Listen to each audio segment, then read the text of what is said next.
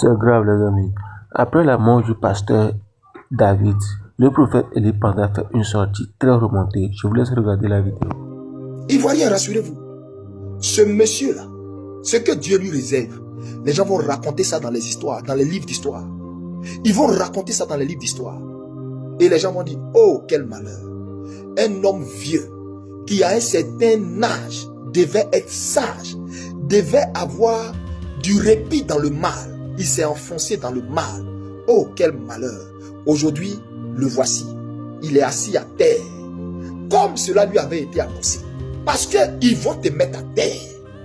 Je te répète ça. Ils vont te faire asseoir à terre.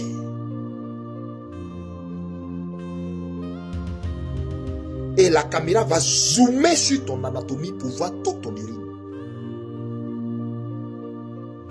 Tellement tu vas trembler de peur devant ceux qui vont te prendre. Tu comprends? Comment tu étais habillé là? J'ai vu. Comment ta femme était habillée et puis elle tremblait là? J'ai vu. Comment ton frère était habillé là? J'ai vu. Ce buveur de sang là, comment il était habillé là? J'ai vu. Lui, je lui ai sorti une parole. Je lui ai dit, caleçon que tu veux porter, il est trop gros pour toi. Tu n'as pas ce qu'il faut pour caleçon ça là. Tu es dans tes rêveries. Tu ne vas jamais t'asseoir sur ce que tu convoites là. Tu ne vas jamais t'asseoir dessus. Je suis Élie Pada. Je suis Élie Pada. Je suis Élie Pada. Peut-être que vous ne comprenez pas bien. Je suis Élie Pada.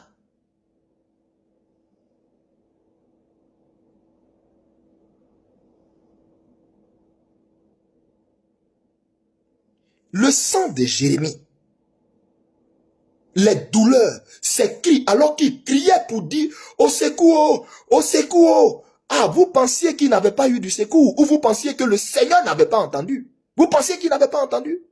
Vous savez, quand Dieu veut faire taire toute forme d'intercession possible pour quelqu'un là, il le pousse à une faute qui est impardonnable. Et c'est ce que vous avez fait là.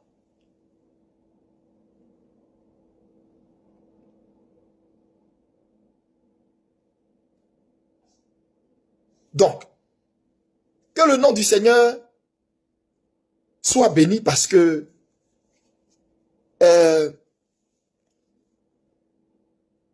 nous avons un Dieu qui est juste et qui venge ses serviteurs. Je voudrais ici apporter mon réconfort à la famille, à l'épouse, aux enfants, à l'église, à l'assemblée de David et Jérémie. Fortifiez-vous et restons dans la prière. Je voudrais également appeler la communauté chrétienne de dénoncer la barbarie qui a eu lieu sur ce frère. Je dis, si on n'est pas d'accord avec quelqu'un, on n'est pas d'accord avec son caractère, ce n'est pas une méthode. Ce n'est pas une méthode. Il n'y a rien qui est éternel. Il n'y a rien qui est éternel. Aucun pouvoir n'est éternel, à part celui du Dieu que Jérémie sert, qui est éternel. Mais il n'y a aucun pouvoir qui est éternel. L'histoire nous l'a démontré. Donc pourquoi vous croyez que le vôtre là, il peut être éternel? C'est un non-sens. Assoyons-nous un peu, regardons. Vous comprenez? Alors donc, je voudrais dire aux Ivoiriens,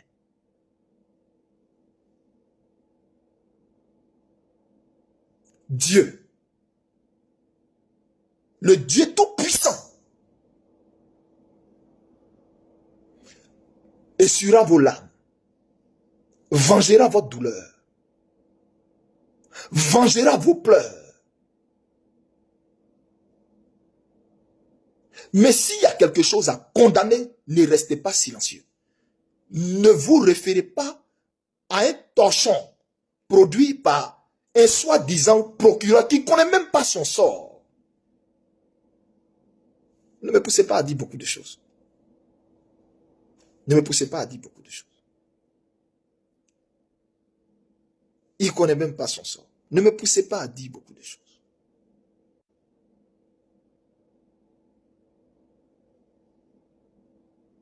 Donc, ne vous référez pas aux propos de quelqu'un pour rester dans un mutisme. Et puis ne pas décrier ce qui s'est fait. Concernant un pasteur, j'ai dit, même s'il y a beaucoup de choses peut-être à reprocher à l'homme, si vous estimez, parce que moi j'ai rien à lui reprocher, je ne sais pas son couloir d'appel, c'est à Dieu à qui il rendra compte. Je ne cherche pas à savoir, je ne cherche pas à entrer dedans. Je ne cherche pas à entrer dedans. Je laisse ceux qui ont l'art de juger. Je ne juge personne. Parce que moi, vous me jugez déjà sur mon apparence, sur quoi. C'est Dieu qui sait qui est de lui. Et bref, donc moi, je n'entre pas dans ça. Mais cet homme de Dieu-là, vous qui êtes sur Internet, qui riez, en fait, vous condamnez votre famille. Vous condamnez votre famille sur 4 générations. Même s'il a dit quelque chose sur toi qui t'a fait mal, ne te réjouis pas de ce qui lui est arrivé. Parce que la Bible dit, le Seigneur le dit dans sa parole, ne t'assieds pas en compagnie des moqueurs.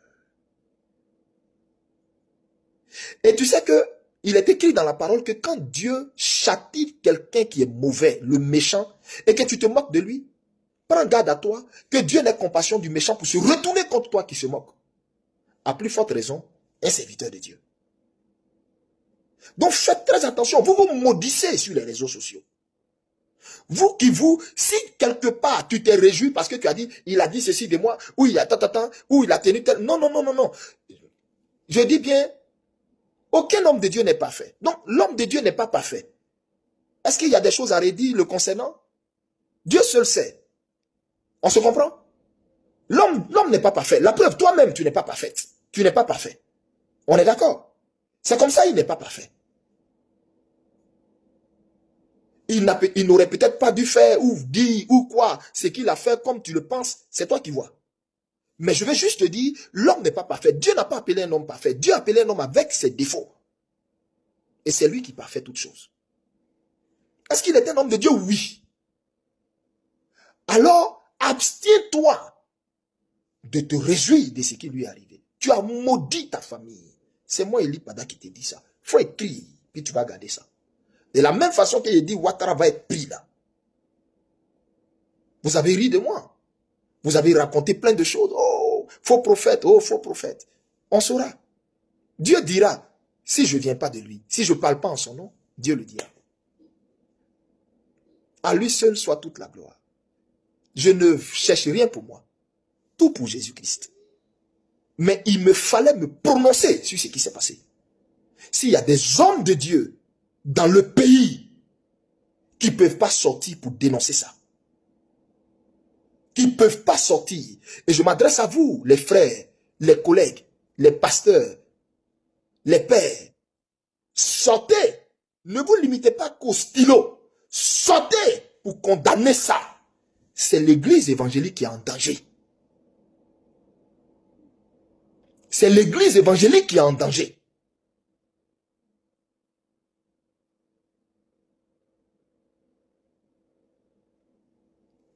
Je vous annonce aujourd'hui, la fin de ce régime. Je vous l'ai déjà dit. La seule chose que je ne vous ai pas dit, c'est la période, c'est la date. C'est pas vrai. C'est la date, je ne vous ai pas dit. D'accord. Je vous dis, l'Éternel, le Dieu des esprits des prophètes, qui les a poussés à prendre un prophète, à lui faire ce qu'ils ont fait, à verser son sang, à le mettre dans un état végétatif. Regardez de vos 2 yeux, vous allez apprécier ce que Dieu va faire. Que Madame David Aimé Jérémie, sa famille biologique, ses fidèles, ses enfants biologiques, soyez fortifiés. Vous avez tout mon soutien. Et j'appelle la communauté évangélique à les soutenir financièrement. Les églises qui peuvent faire des offrandes le dimanche lors de leur culte, pour se rendre à bobo dans l'église de l'homme de Dieu, ou même à aller voir sa femme, pour donner ça à sa femme, pour exprimer votre soutien, vu qu'ils ont cassé leur maison, faites-le. Vous tous qui pouvez apporter votre soutien à sa femme, à ses enfants, faites-le. Faites-le. Je sais de quoi je vous parle. Faites-le. Que toute l'église comprenne ça. Faites-le. Que Dieu vous bénisse. Mais le régime Ouattara vient de sonner sa fin.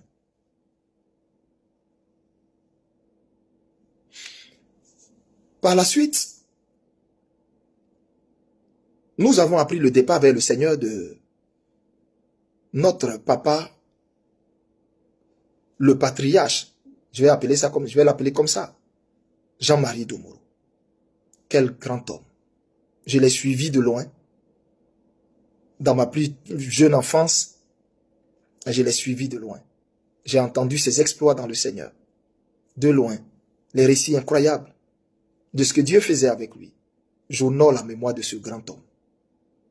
Normalement, si le régime de Alassane Dramane Ouattara, qui est torturé chaque nuit par des démons, là, si Alassane Ouattara était, c'est-à-dire s'il avait un peu de sagesse en lui. Vous savez, quand Dieu s'est retiré de quelqu'un, comme il s'est retiré de Saül, tout ce qu'il fait là, c'est la folie, c'est la panique, c'est la peur. Parce qu'à la vérité, Alassane Dramane Ouattara a peur. Il a peur. Il a peur. Parce qu'il sait la prophétie qui est sur lui, la sentence que Dieu lui réserve. Il le sait. Alassane Dramane Ouattara a peur. Il a peur. Son régime a peur. Ce que vous voyez là, c'est l'expression criante d'un régime aux abois. Un régime qui n'a pas, c'est-à-dire qui n'a pas les cartes en main. Un régime qui a peur. Un régime qui n'a pas peur. Qui n'a pas peur là. Il laisse les citoyens s'exprimer. Il tire ses ordres de Macron. Mais son Macron dont il tire les ordres, de ce qui il tire les ordres, dont il croit d'après lui imiter la démocratie. Si Alassane Dramane Ouattara sait pas, Macron là on l'a giflé. Pas qu'une fois, 2 fois. Celui qui l'a giflé là, on l'a vu dans une interview il n'y a pas longtemps, sur un plateau de télé. On l'a pas pris pour l'amener quelque part, aller le torturer. Et puis on va apprendre qu'il est dans un état végétatif entre la vie et la mort dans un hôpital quelque part. La démocratie que vous voulez, d'après vous, vous mentez à vous pour croire que vous êtes un régime démocratique là. La démocratie là. Là où c'est quitté là, chez les Blancs là, Macron là, on le gifle. Les Français lui disent Macron va te faire foutre. Ils lui disent ce qu'ils veulent. Un chef d'État n'est pas un dieu. C'est le peuple qui t'a donné le mandat que tu crois avoir là. C'est le peuple. Et ce même peuple a le droit de te juger. Vous voyez, quand on n'est pas intelligent, c'est ce que ça donne. C'est ce type de gouvernance là que ça donne.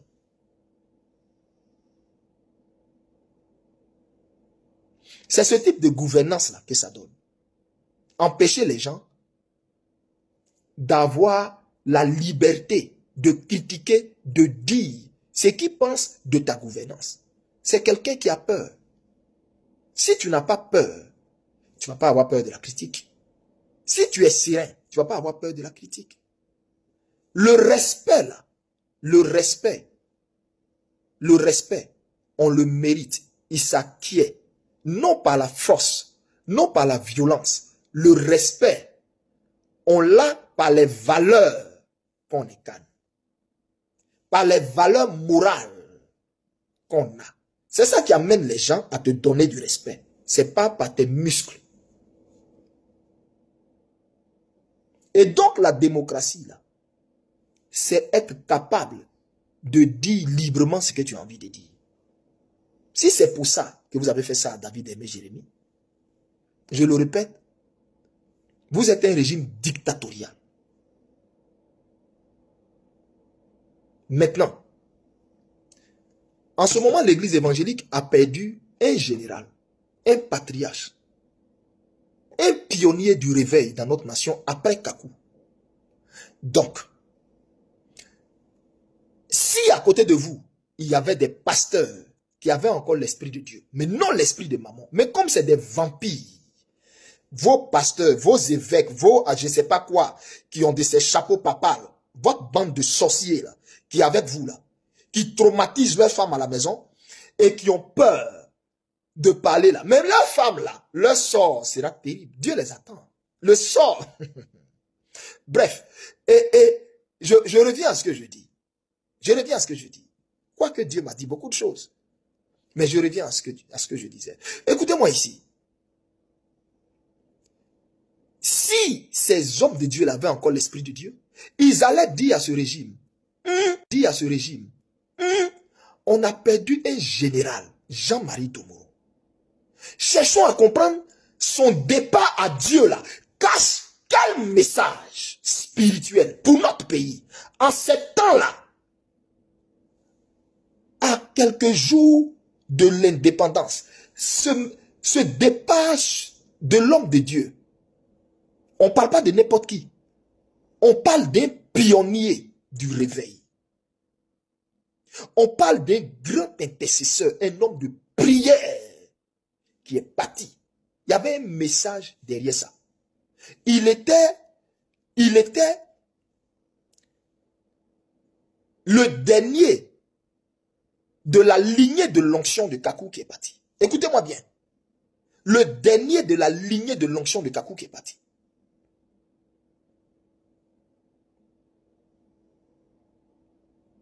Écoutez-moi très bien.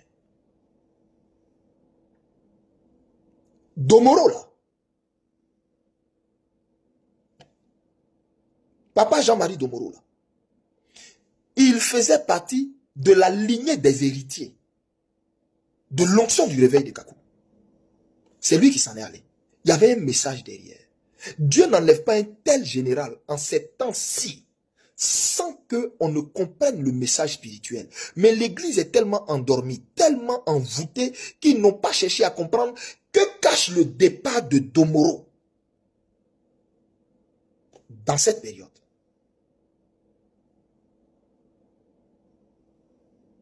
Ça veut dire une page, un cycle, c'est fermé. Le départ de Domoro, là, c'est un cycle, une onction, un manteau, le manteau, la grâce de Kakou, c'est fermé. Il y a une nouvelle, il y a un nouveau manteau qui va prendre place sur la Côte d'Ivoire. Il y a une nouvelle ère qui va arriver sur la Côte d'Ivoire. Et avec lui, un réveil monumental qui va bouleverser toute l'Afrique. Même le Nigeria n'a pas connu ça. Ce qui arrive. Même le Nigeria d'Idaoussa et de Papa Kisoya Kilome, ils n'ont pas connu pareil réveil qui arrive en Côte d'Ivoire. Donc, il y a un langage spirituel sur le départ de Domoro. Maintenant, parce que Papa Domoro avait lui-même, dans l'époque de sa maladie, eu des expériences, des visitations, et Dieu lui avait montré le dernier réveil. Et il croyait qu'il allait faire partie de ce dernier réveil. Il espérait même qu'il allait faire partie de ce dernier réveil. Or, vous savez, notre Dieu cache toujours les choses. Dieu ne lui a pas montré qu'il ne ferait pas partie de ce dernier réveil. Parce que c'est à une nouvelle génération que le flambeau a été passé. Et cette nouvelle génération-là, alors que l'église est en train de pleurer le départ de Papa Domoro, les postes par-ci par-là, sur le départ de Papa Domoro, le gouvernement despote d'Abidjan s'en va prendre un pasteur. C'est-à-dire ils n'ont même pas respecté la mémoire de cet illustre serviteur de Dieu qui est parti. Et l'église est muette. Ça veut dire que si je touche du bois, ce n'est pas le cas. Ça veut dire que si on apprenait le départ d'un autre général ou d'un patriarche, pendant qu'on le pleure, vous êtes capable d'aller faire ça à un homme de Dieu. C'est une insulte à l'endroit de toute la corporation religieuse. De toute la corporation religieuse. Là où il y a un mort, on dépose d'abord la hache de guerre. On finit de pleurer le mort. On finit de l'enterrer. Et s'il y a lieu, là où il y a un mort, on finit de pleurer le mort. On finit de l'enterrer. Et s'il y a lieu de faire ce qu'il y a à faire ou de régler ce qu'il y a à régler, on le règle. Mais dans le mois où l'homme de Dieu est parti, à moins de 2-3 jours, et puis on fait ça, pas à un pasteur ou à n'importe qui, mais à un prophète, comme l'onction prophétique qui s'est refermée, qui s'en est allé. On fait ça à un prophète de la nouvelle génération à qui Dieu a passé le flambeau de ce réveil incroyable qui va arriver. Parce que oui, David aimait Jérémie et bon nombre de jeunes serviteurs de Dieu font partie de cette onction incroyable que j'ai vue. J'ai vécu des choses que vous ne savez pas. Mais ce qui arrive est monstrueux. Et ce qui arrive avec la nouvelle Côte d'Ivoire. Tout ce que vous êtes en train de voir là, il n'y a pas un qui va gouverner là.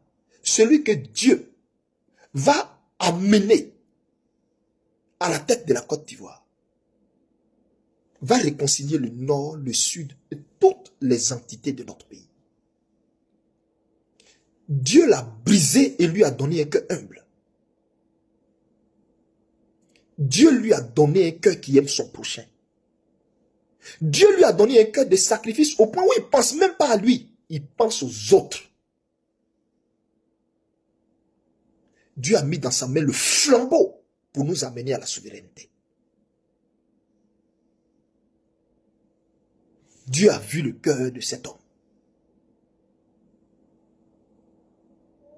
Frère, une nouvelle Côte d'Ivoire arrive.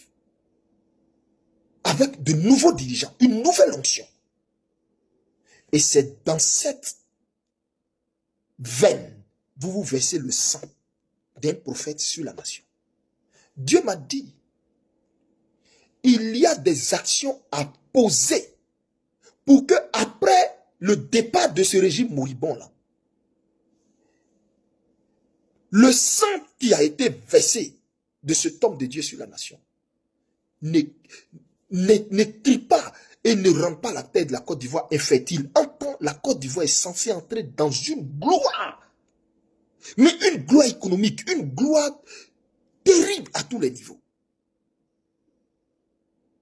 Et c'est là que Draman trouve le moyen de maudire la terre de la Côte d'Ivoire avec le sang d'un oint. Même s'il a été blessé et qu'il n'est pas mort, comme eux ils le disent. Toujours est-il que quand on le torturait, son sang est versé sur le sol. Pendant que nous pleurons le départ de Jean-Marie Domoro. Je voudrais saluer la mémoire de ce grand homme parce que Papa Jean-Marie Domoro, de là où tu es, auprès du Seigneur, je voudrais saluer ton héritage. Dieu est avec toi. Parce que c'est juste après ta mort que ce régime a commis cette bêtise qu'il n'aurait pas dû commettre. Tu es un vrai serviteur de Dieu. Papa Jean-Marie Domoro, tu es un vrai serviteur de Dieu. Sois salué depuis les cieux où tu te trouves.